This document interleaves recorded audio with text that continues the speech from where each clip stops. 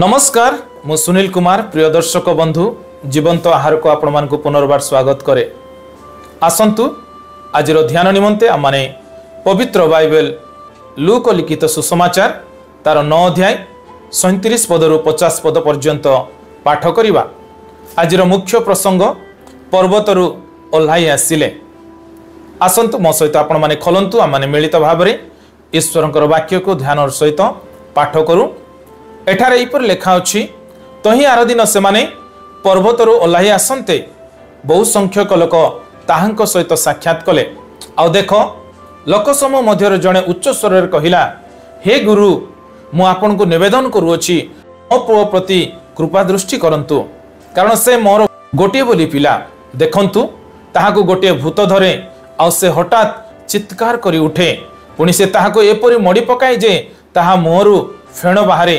पुणी से ताहाको क्षत विक्षत करी ताहाठारो कष्टरे बाहरी जाए। ताहाको छड़ाइबा निमंते मु आपणक शिष्य मानक निवेदन करिथिली, किंतु से माने पारिले नाही। यीशु उत्तर देले, अरे अविश्वासी और विपदगामी वंश, केते काल मु तुमମାନଙ୍କ संगरे रही तुमମାନଙ୍କର व्यवहार सहिबी। तुमरो पुओ को एठिकी घेनी आस।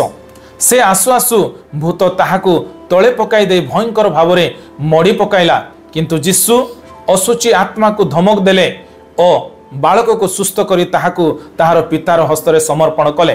सेथिरे समस्ते ईश्वरंकर महाशक्ति सकाशे आश्चर्यान्वित हेले।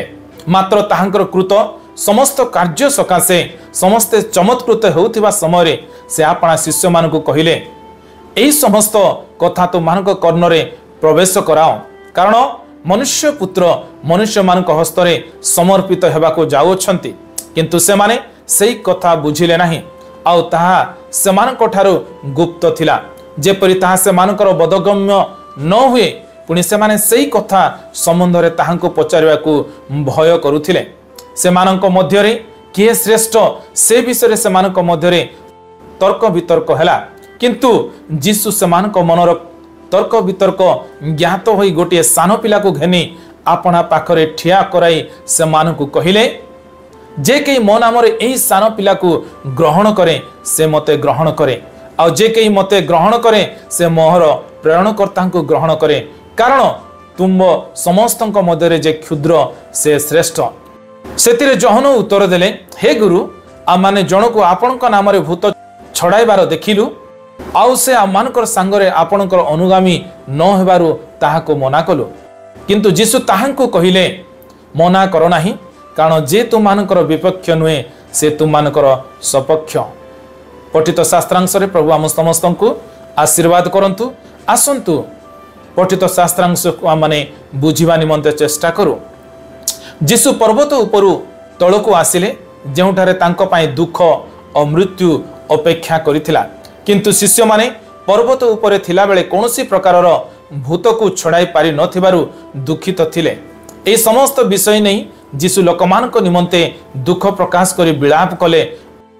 यीशु पुणी शिष्य मानक कहिले जे से शीघ्र दुख भोग करबा को जाउछंती, किंतु ए समस्त विषय सबु से माने बुझी पारिले नाही। तथापि से मानक मध्यरु जो माने महान और पृथक से परस्पर सहित जुक्ति करुथिले। एही समय यीशु एक छोट पिला को नहीं कहिले, जे के एही छोट पिला को ग्रहण करे से मते ग्रहण करे और मोहर सेवा करे। जहाँ माने 43 पदरु 50 पद मध्य देखा पारुछु। पठित शास्त्रांश ईश्वर आम को कौन शिखाती ताहासु आमने शिखु और आम जीवन रे ताको प्रयोग करने निमंते चेष्टा करू।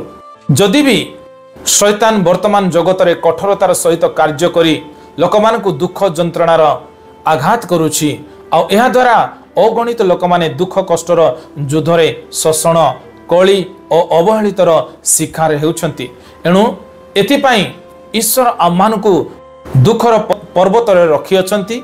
गौरवर पर्वत मध्य न रहू, बरं आम जेपरि शैतान एही कार्य गुड़ी को विश्वास सहित सम्मुखीन हो और एहीपरि अवस्था जो माने दुख पाउछंती सेमानक प्रति दया और प्रेम प्रकाश करि पारु। जदियो शिष्य माने यीशुंक सहित गमन करुथिले, तथापि सेमानकर स्वप्न यीशुंक ठारो भिन्न थिला। यद्यपि सेमाने यीशुंक सहित जेरुसालेम आड़ को यात्रा करुथिले, तथापि शिष्य मानकर लक्ष्य जीशुଙ୍କ लक्ष्य सहित समान नथिला सेहीपरि आज जदि आमे जगतर गौरव धन ओ पद पदवी खोजु पुणी दुर्बल माननकु अवहेला करू तेबे आमे जीशुଙ୍କ पथर प्रतिकूल रे गमन करूछु। आज चिंतारे प्रभु आम समस्त को आशीर्वाद करंतु। आसंतु आम माने प्रार्थना करिबा। प्रेमिक स्वर्गीय पिता आज सुंदर वाक्य निमंते आमे आपन को धन्यवाद दोछु। आज वाक्य प्रमाणे प्रभु प्रत्येक परिस्थिति रे निज निजर जीवन को आम माने परीक्षा करिबु और जहाँ तुम्हारे पथ निमंते आशीर्वाद युक्त सत्य अटे प्रभु सही पथ को आम माने अनुगमन करि परिबु एथि निमंते आम मानकु सहाय्य करंतु। जीशुଙ୍କ नाम रे ए प्रार्थना मागुछु आमेन।